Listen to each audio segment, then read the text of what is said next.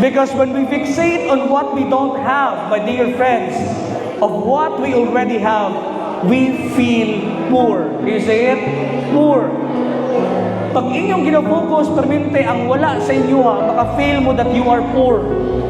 Nagapasalamat mo, napamoy transportation, napamoy motor. But again, as human as we are, magtenta na we focus on those things na wala pa sa tuwa. Amen?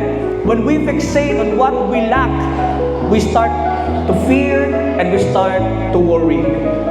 Pag tanaw na itong murag, kailangan mo dyan ako ni, kailangan dyan ko mo-upgrade na nag-iPhone, kaya kung di ko mo-upgrade, wala dyan. Murag, dahil na kayo mahurot akong storage, dapat dyan 2 terabyte ang ako iPhone 17 Max Pro. Unending na mga ones na to. Pag naka na nga mindset, that's what you call scarcity mindset. Say it, scarcity mindset. It makes you afraid that we don't have enough.